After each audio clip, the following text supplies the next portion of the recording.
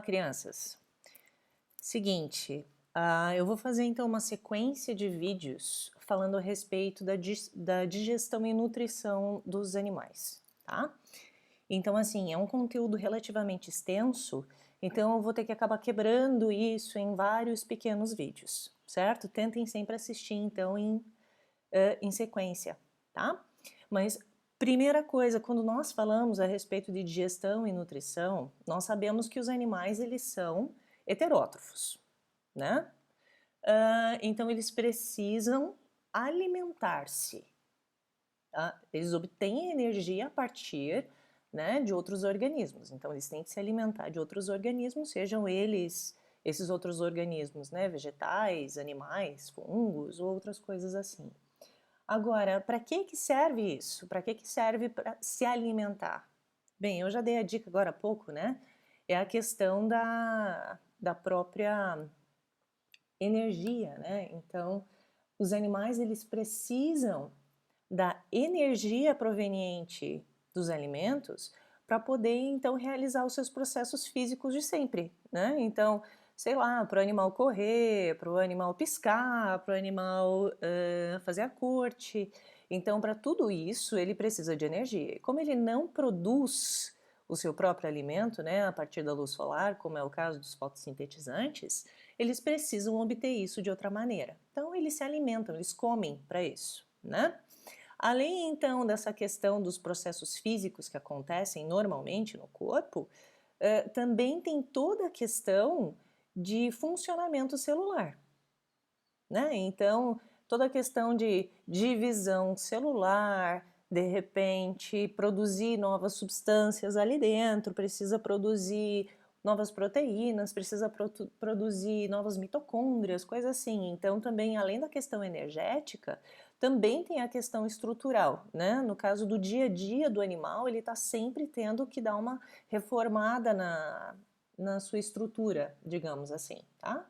E também é óbvio para todo o metabolismo, né? Então, a energia proveniente da alimentação, é claro que tem a ver com os processos físicos, né? Então, com ele sai caçar, por exemplo, se for um predador.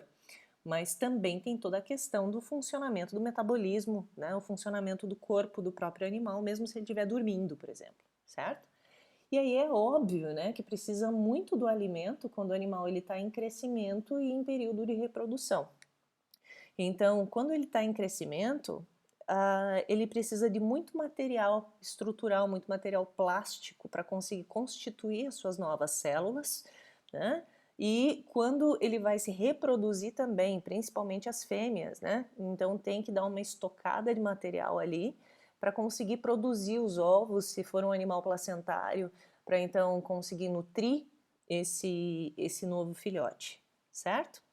Então, assim, quando nós falamos a respeito de alimentação, né, tem a questão de obtenção de energia e, é óbvio, os nutrientes que não são sintetizados ou que são pouco sintetizados no corpo do animal.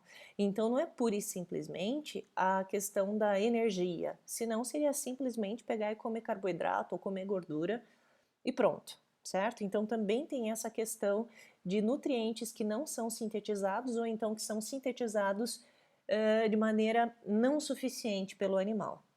E então, falando a respeito disso, né, tem a questão assim que não é apenas a quantidade, mas obviamente vai depender da qualidade do alimento, dependendo das necessidades nutricionais do animal, certo?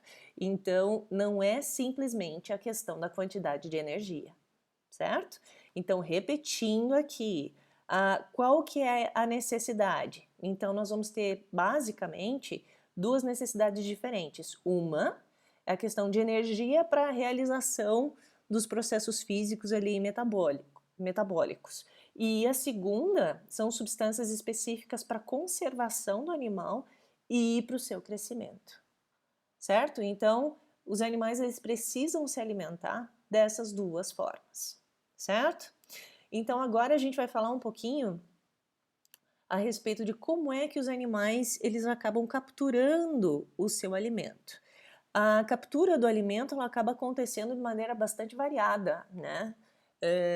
dentre os diversos grupos. Então, existem animais que são filtradores, existem animais que são caçadores ativos, outros são herbívoros, outros alimentam-se de algas e assim sucessivamente. Mas apesar da captura do alimento ela ser bastante variada, o processo de digestão em si acaba sendo bastante diferenciado. Aliás, mentira, ele acaba sendo muito semelhante, o que é variado é a captura do alimento, perdão. Então, assim, a digestão acaba sendo muito semelhante.